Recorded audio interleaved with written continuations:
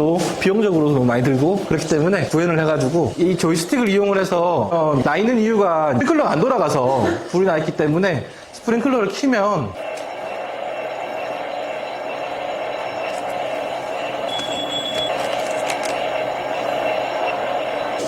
불이 꺼지는 거를 볼 수가 있습니다. 이런 식의 수업을 하고 있고, 스크롤에 나왔지만 비용이 좀 많이 들었던 장비긴 한데 이걸 가지고서 수업을 만들기가 사실 참 어렵습니다. 그래서 조금씩 연구하고 있고요. 계속해서 확대해 나갈 예정입니다. 여기 테마는 나중에 학생들이 졸업을 가게 될 현장을 8개 정도로 구분을 지어봤습니다. 이 정도 구분 지으면 대부분의 현장을 다 구현한 것이다 라고 생각이 되고요. 나중에 취업을 해서 어떤 현장에 갔는데 점검을 하려고 봤는데 여기 만약에 지하공동구다 하면 학교에서 봤던 지하공동구만 떠올리면 거기에 빠진 물건이 없게끔 다 기준에 맞춰서 설치를 했습니다. 최신 장비들을 다 설치를 했고요. 학생들이 다 실제로 다 만져보면서 수업을 하게 되고요.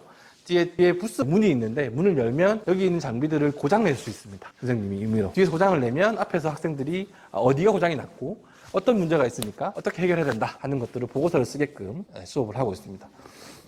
앞에 보시는 거는 이제 우리 학교에 이제 아령 수신기라고 하는 지금 사용되고 있는 수신기 중에서 가장 비싼 수신기들이 우리 학교에 20대 가까이가 들어가 있습니다. 그 수신기를 통합 제어하는 시스템입니다. 고층 건물 같은 경우에는 저런 통합관제 시스템을 구축을 해야 되거든요. 그런 것도 이런 식으로 운영이 되는구나 하는 것들을 볼 수 있게 되어 있습니다. 구석구석에 막 있거든요. 저기도 설치가 되어 있고요. 네, 저것도 감지기의 일종이고요. 여기 라인 쭉 나와 있잖아요. 이것도 다 감지기의 일종이고요.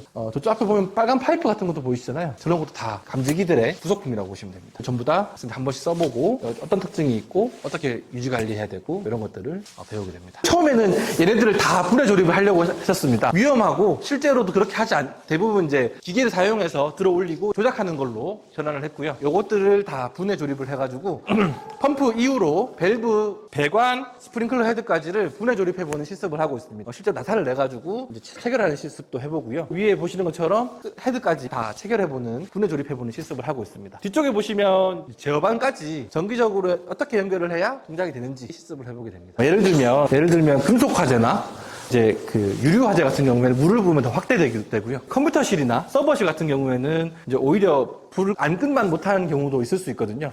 피해가 너무 커져서. 네, 그런 경우에는 이제 가스를 사용을 해서 불을 끄는 작업을 합니다. 여기가 가스계 점검실이라고 보시면 되고요. 이산화탄소 가지고 실습을 하려고 했는데요. 더 좋은 약재로 바꾸는 중에 있고요. 그래서 가스를 활용을 해서 화재를 진압할 때 어떤 식으로 연결이 돼야 되고 어떤 밸브를 사용해서 어떤 신호가 어떻게 움직이고 이런 것들을 점검하는 실습실이라고 보시면 되고요. 건너편에 가시면 지금 여기 세워져 있는 요게 실제로 가스통에서부터 그 방출 헤드까지 체결하는 실습이고요. 정기적으로도 감지기에서부터 신호가 와가지고 어떻게 신호가 가는지 그런 것들까지 시공실에서 실습을 해보게 됩니다. 이동하도록 하겠습니다. 기본적인 틀이 똑같거든요. 그래서 그 기본적인 이 수신기에서부터 이제 1층이냐 2층이냐 3층이냐 따라서 조금씩 늘어나가는 것들을 실제로 도면을 보고 학생들이 시공을 할 수 있게 되어 있습니다. 이렇게 보고 다음 날은 1층, 2층, 2, 3층, 지하 1층, 5층 뭐 이런 식으로 가면서 전선이 몇 가닥 들어가야 되고 이 전선이 어디랑 연결을 해야 되고 이런 것들을 도면을 보고 시공을 해보고 실제로 전원 투입을 해서